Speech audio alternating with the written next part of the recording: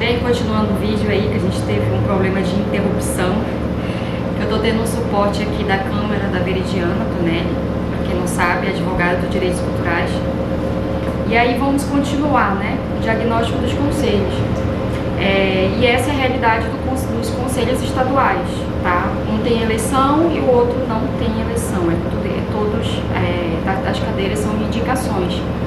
E aí da esfera municipal, que aí eu posso falar mais de Manaus, porque o interior não é todos os municípios que têm conselho de cultura, são apenas uns, né? Alguns possuem. E aí no âmbito municipal, o Conselho Municipal de Cultura, ele já é mais recente do que os estaduais, né? Porque o de cultura estadual, ele é bem antigo, o de patrimônio é da década de 80, e o municipal é começo dos anos 2000, isso, começo dos anos 2000, e o primeiro presidente do conselho foi, até onde eu sei, Aníbal Bessa, né? Que é um artista já falecido, que é pai do Turênico Bessa, né? E aí, Conselho Municipal de Cultura nunca teve cadeira de patrimônio, né? Aí tem algumas implicações da esfera municipal, né, de Manaus Cult e Inclube não dialogarem muito sobre patrimônio, né? Existe esse gargalo.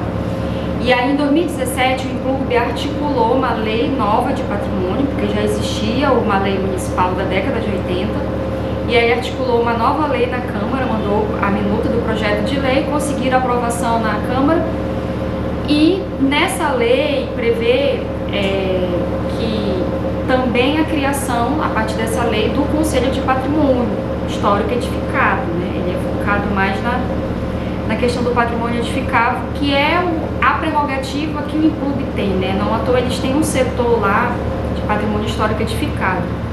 E aí você, uma instituição que não conversa com a outra, articula uma nova lei, aí automaticamente, como fica a outra lei se tem decretos abaixo dessa, né, da anterior? Então tem todas essas questões que até hoje não foram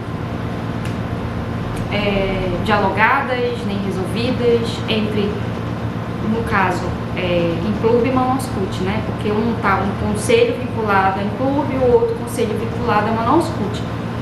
Esse conselho no Inclube de patrimônio, ele não existe na prática, né? Porque ele precisa de um decreto de regulamentação, então nunca teve chamada para conselheiros, composição de cadeiras paritárias, eleição.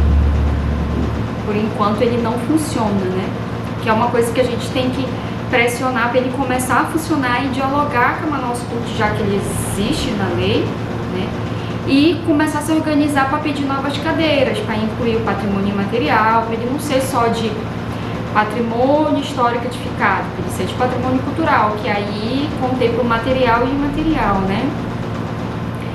Os equipamentos culturais também são excluídos dessas cadeiras do conselho, assim como de produção cultural, dos técnicos, não tem de pesquisador cultural, que mais? Equipamentos culturais, patrimônio imaterial não tem cadeira, nem no Conselho Estadual de Patrimônio tem essa cadeira, né? E o Conselho Estadual de Patrimônio, ele está no momento no processo de reformulação, né? A nova lei passou por uma consulta pública pela primeira vez, né? Porque eu desconheço a consulta pública dos demais, e está na leão, isso, né? Da nova lei de patrimônio cultural estadual, né?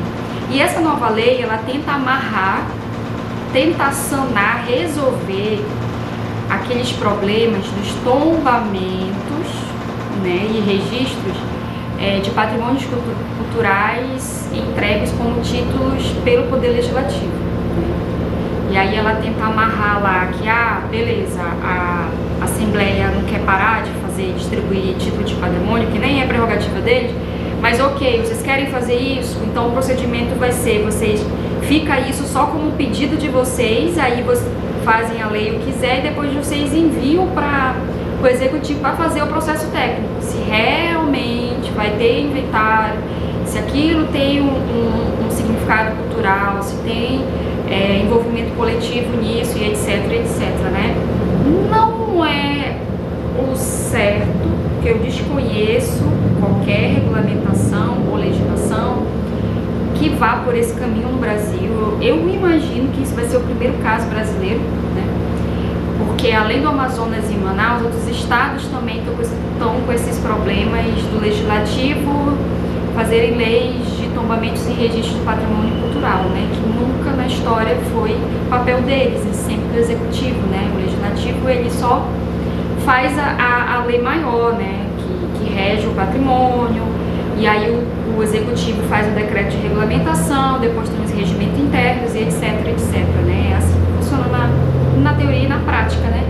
Mas aí na prática acabaram mudando tudo e estão tentando mudar na teoria e tá uma grande confusão. Esse é o grande problema, assim. Eu tô falando uma linguagem simples aqui, um pouco chuva até, para eu poder ser sucinta e chegar ao maior número de pessoas dentro de todas as categorias e segmentos e setores dos trabalhadores da cultura, né? Para entender um pouco desse universo e o diagnóstico que eu posso estar colaborando dos nossos gargalos, desafios, o que a gente pode tirar disso de oportunidades, de fragilidades, né? Temos algumas experiências de consulta públicas, só que isso não é sempre que acontece. Como eu acabei de dar um exemplo, teve a experiência da consulta pública para a nova lei, né, da Lei do Patrimônio Estadual, mas, por exemplo, não teve para a nova Lei do Patrimônio Cultural Municipal. Assim como tem editais públicos de fomento à cultura que passam por uma consulta pública antes de ser publicado, né? Tem editais que fazem isso e outros não. Editais não, né? Gestores culturais que articulam para isso e outros não. Depende da gestão cultural daquele momento, né? E as setoriais? Outra forma também de participação social ou controle social. As setoriais elas podem ser feitas pelos órgãos da administração pública, em especial da política cultural. Você pode fazer setoriais para fazer um plano plurianual, aí chama os setores. Você pode chamar os setores para dialogar e ouvir as propostas especificamente para um plano estadual ou municipal de política cultural ou cultura, depende da nomenclatura que se bota lá. Eu uso política cultural. Como o Conselho Nacional de Política Cultural, eu prefiro pegar esse modelo do nacional, que inclusive tem várias cadeiras, é bem mais amplo. Enfim, eu penso que os estados e municípios poderiam pegar esse como modelo, mas não, acabam fazendo, né, os estados e municípios, por ter essa independência política e legislativa da administração pública, eles acabam fazendo do jeito que eles querem, geralmente por o que aquele gestor ou as pessoas envolvidas naquela construção querem, né?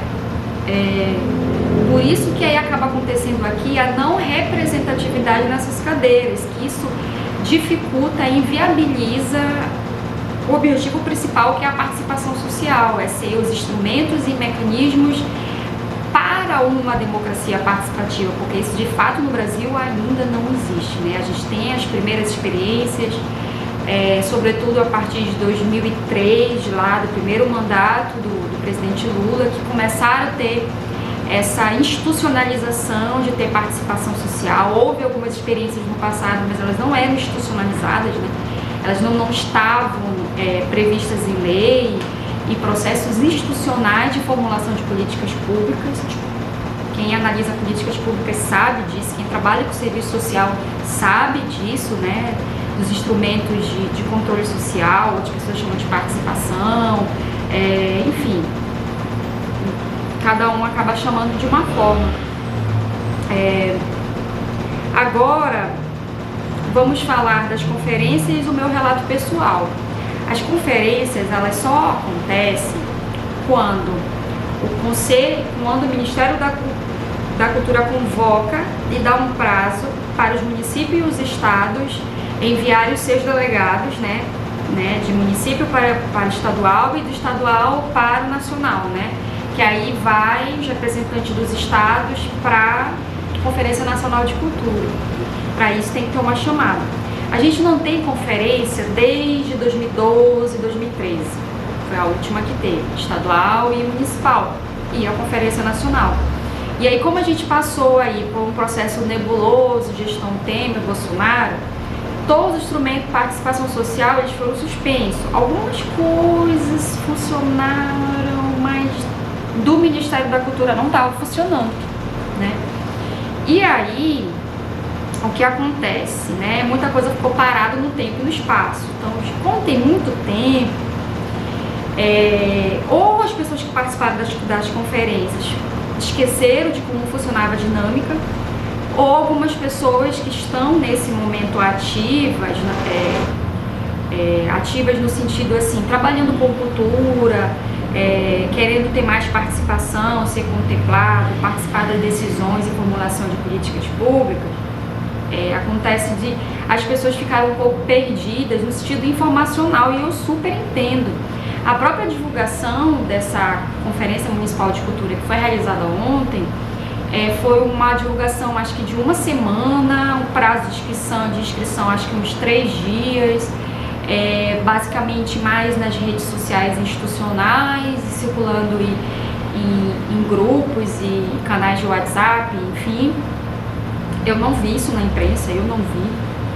Se alguém viu, pode comentar aqui embaixo.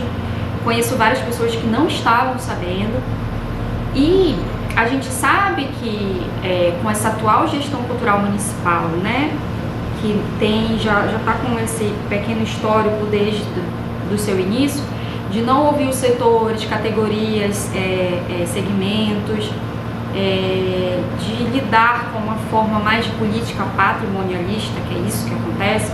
Eu já falei em outro vídeo e eu venho aqui afirmar isso novamente, que essa realidade não mudou, né? E infelizmente o conselho, né, o meu outro vídeo eu falei disso, o atual presidente não é da área do setor cultural, é uma pessoa diplomática e tal, uma área do direito.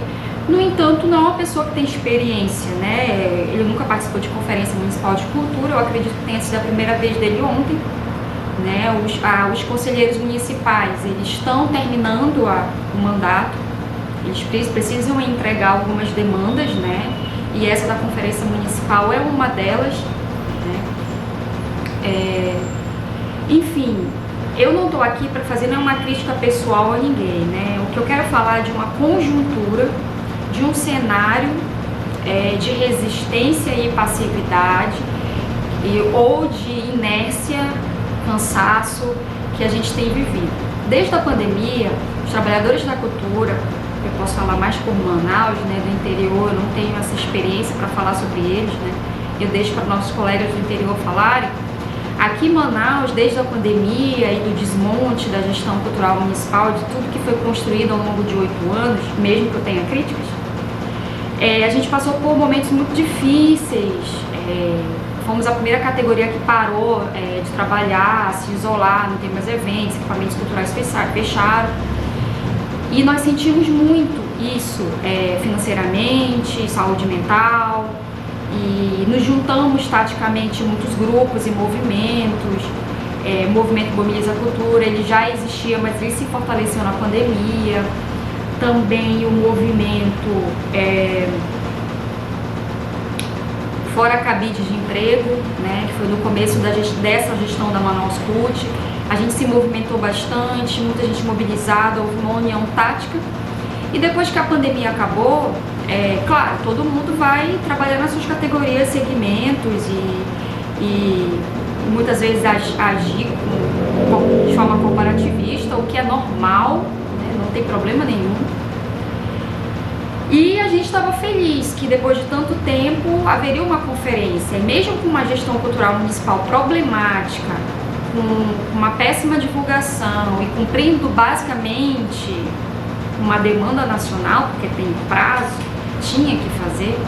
Então fez de muita má vontade, não pelos conselheiros, porque lá tem bons conselheiros, mas é toda uma estrutura do Conselho Municipal que ele engessa a forma de organizar, de entender que o Conselho ele representa a sociedade, que as cadeiras são paritárias, né? Só poder público, a sociedade civil também, organizada ou não, né? Porque as pessoas que podem se candidatar às cadeiras, elas podem estar organizadas em grupos coletivos, associações ou não. ou pode ser uma pessoa que é trabalhadora da cultura, que trabalha de forma individual e que quer disputar uma cadeira e prova mediante portfólio. Isso também acontece, né? Agora, porque bem no passado ele não era assim. Enfim, para a inscrição da Conferência Municipal de Cultura, que teve segunda e terça, dia 4 e 5, né, que finalizou ontem, para a inscrição precisava de apenas preencher lá um Google Formulário, anexar o portfólio provando que a pessoa tinha 2 anos de experiência como trabalhador cultural, e comprovante de residência de moradia em Manaus também 2 anos. Eu, na minha opinião pessoal, eu acho pouco, ainda mais para uma conferência que a gente está aí há 11 anos sem, 10, 11 anos sem, né? E a gente sabia que muitos trabalhadores da cultura não iriam para essa conferência porque existe uma mentalidade atual, um cansaço coletivo relacionado a essa atual gestão cultural municipal e que as pessoas não têm esperança de melhoria, estão apenas esperando essa gestão acabar. Acho que vão perder tempo, algumas pessoas não compreenderam que o processo de conferência é importante que a gente vá, porque senão a gente não vai para estadual e não vai para nacional, né? Que não é ir para lá e fazer propostas necessariamente para o conselho ouvir, levar para o Manaus Cult e o Manaus Cult fazer. Não, entendeu? Tem propostas sim municipais, mas que isso vá para o plano, que isso vire uma política pública de 10 anos, que seja uma política de Estado, não uma política de gestão, e tudo que envolve conselho, conferência, plano, fundo, né? Tudo que nós precisamos para uma política cultural de Estado e a gente se desmembrar, desgarrar dessas tendências que a gente tem de sempre de retomada de política de balcão. Tá aí as leis, os conselhos, editais, para que isso fique no passado, entendeu? Mesmo que tenha uma mentalidade coletiva de gestores culturais achando que jogar migalha para trabalhador da cultura, como antigamente, é o que se deve fazer, e não. A gente tem lei, tem decretos, tem planos, a gente tem conselhos estaduais, municipais, precisam ser melhorados? Precisam. Os presidentes têm que ser da categoria? Sim. Mudar a estrutura de ser uma eleição da sociedade civil para presidente do conselho? Talvez. Fazer uma análise dos outros conselhos brasileiros, né? Como que eles têm lidado com isso? Pegar como modelo nacional o Conselho Nacional de Política Cultural, até para nomenclatura, né? Política cultural, ele existe para a política cultural, né? Ouvir a sociedade e levar ao poder público e ser um instrumento de participação social para a política cultural, porque a cultura está aí, a cultura está na rua, a cultura está nas comunidades, está na periferia, está no centro, está na área rural, está na área urbana, está no digital, está em todos os espaços. Então o que o Estado faz é política. É igual como acontece com a economia da cultura e indústrias criativas, né, que são categorias diferentes. Qual o papel do Estado nisso? Implementar políticas e marcos legais para regulamentação, né, e incentivos para que isso se desenvolva, para que se desenvolva toda a cadeia produtiva que está abaixo dessa estrutura, seja da economia da cultura, seja das indústrias criativas, né? E aí não é o Estado que vai dizer, a economia vai ser assim, vai mandar. Não existe. O Estado é independente do mercado, né? O que ele pode fazer é os instrumentos regulatórios, os marcos legais, os incentivos fiscais, uma série de coisas que você pode semear, plantar, para a gente poder ver florescer ou a árvore crescer, que foi o exemplo que fizeram na Coreia do Sul, né? Foram anos e anos de incentivos fiscais, de fomento do Estado também, para fortalecer e criar uma economia da cultura lá forte e também as indústrias criativas. Não à toa a música pop tá assim com os Estados Unidos hoje. Então, só para dar um exemplo. Se quiser pesquisar sobre isso, né? E é isso. Para finalizar o vídeo, eu digo que a conferência, ela foi produtiva, porém ela não foi participativa, porque muitos trabalhadores da cultura não estavam lá, e outros segmentos da sociedade aproveitaram essa lacuna, porque já sabiam que haveria uma ausência, uma desesperança com a esfera municipal, de ir para sair delegados de pessoas que não são do setor cultural só por uma questão de busca de representatividade, poder, questão partidária. Não sei exatamente, não aqui para dizer qual eram os objetivos dessas pessoas, porque eu não sei. É apenas a observação, a minha participação ativa na conferência, eu tiro isso. De um lado, o polo da esfera municipal para desestabilizar e cumprir a conferência só para cumprir tabela, porque tem que cumprir. E do lado daqui o outro polo, quem estava participando, em sua maioria, não era o cenário dos trabalhadores culturais. Claro que tinha bastante pessoas, mas também pessoas que estavam ali para fazer algum tipo de inserção em determinados setores, que muitos deles não são dos setores culturais. E aí, aquela coisa, Lila, tu quer ditar quem é trabalhador cultural? Não é isso, né? Tem que ter portfólio para isso.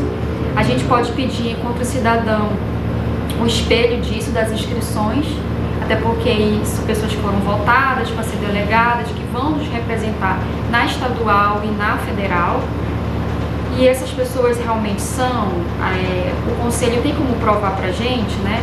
Tornar isso público, sobre os inscritos, já que a gente sabia que ia ter uma vazão muito grande de trabalhadores da cultura, né?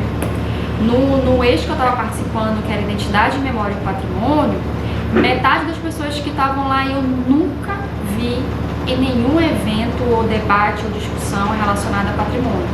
E olha que eu transito e eu passeio em várias camadas do patrimônio, equipamentos culturais, patrimônio imaterial, né? Conheço a realidade local da arqueologia, conheço os técnicos do IFAM, dos grupos sociais envolvidos em bens culturais registrados, como é o caso da capoeira, por exemplo, né? Conheço alguns indígenas. Então, quando a gente frequenta muito esses espaços, a gente sabe qual é a posição no cenário daquele universo setorial, e que ali na prática nós somos aliados, né? E aí metade desse eixo que eu estava, claramente desde o início eles não eram aliados, eles estavam buscando especificamente o protagonismo no eixo e consequentemente a eleição para delegado. Quando eu percebi isso logo no começo, eu mantive a minha candidatura para delegada apenas para cumprir ali o rito, mas por mim, eu apoiaria os povos indígenas que estavam lá, o pessoal da capoeira, quilombola, mas por questão quantitativa, quando se tem metade que se organizaram partidariamente, isso é um fato, já me foi falado, é apenas para ser delegado, para ganhar a eleição. E aí, a outra metade do eixo que estava lá, que realmente está há anos e anos debatendo, todo mundo aliado, a gente luta muito por essa categoria que nem cadeira a gente tem. A gente não tem nem direito à eleição no Conselho de Patrimônio, a gente não tem cadeira de equipamentos culturais, de patrimônio imaterial, das instituições de memória, que é biblioteca, museu e arquivo. A gente não tem essa representatividade aí para melhorar essas políticas. Se a gente está mal representado, mas na hora de uma importante decisão assim, quem vai nos representar como delegado é uma pessoa da literatura, e como suplente, seu Domingues, que é o pajé da comunidade CPA que eu conheço. Então, não estou fazendo esse vídeo aqui para descredibilizar a eleição, né? Porque uma eleição ela é sempre democrática, né? Vence a maioria. Nunca almejei nenhum cargo público, nem ser a delegada por questão de representatividade, por parecer ou por ego. A minha causa ela sempre foi pública, ela sempre foi coletiva, sempre foi uma sociologia intervencionista, uma antropologia da ação. Participo de um movimento chamado Um Abraço Museu. E a gente é organizado no sentido assim de reivindicar algo pelo bem comum. E é esse nosso objetivo e era também esse nosso objetivo ontem, né? Não é nenhuma questão de picuinha pessoal, não tenho nada contra as pessoas, é apenas mostrar um cenário e realidade de quando a gente não ocupa o espaço, outras pessoas ocupam. E é isso, até o próximo vídeo.